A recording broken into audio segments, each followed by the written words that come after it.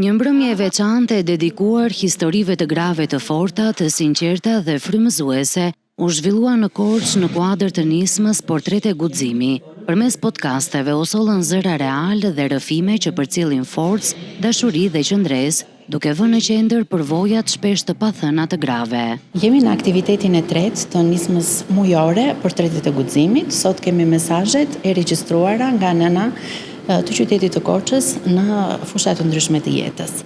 Ndërkohë, përveç mesazheve të regjistruara prej tyre, kemi dashur që nëpërmjet ekspozitës të grave të shquara që kanë lënë gjurmë të mëdha në qytetin tonë, të krijojmë sërish një solidaritet dhe një impakt akoma më të madh që ne femrat mund të bëjmë shumë për këtë qytet, për veten dhe për familjen. Disa prej grave pjesëmarrëse në këto podcaste ndan mesazhe frymëzuese.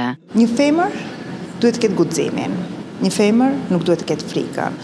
Të ke frikë nuk do të thotë që kjo është dobësia jote. Thjesht, ajo është përgjegjësi. Nëse i jepet mundësia një femër për të vepruar, i ke dhënë mundësinë një shoqërie për të reaguar. Gratë bëjnë gjithçka, burrat atë që mbetet, për të treguar se sa e madhe është forca e gruas në jetën e përditshme, në familje, në shoqëri, në punët që kryejnë. Gratë ja dalin gjithmonë, gratë sfidojnë dhe në fund të ditës janë ato që i vënë emrin e tyre gjërave që ndodhin. Kjo mbrëmje erdhi në vazhdon e aktiviteteve të zhvilluara gjatë muajit mars nga Bashkia Korçë, si pjesë e nismës Portrete Guximi, dedikuar mbështetjes dhe fuqizimit të rolit të gruas në shoqëri.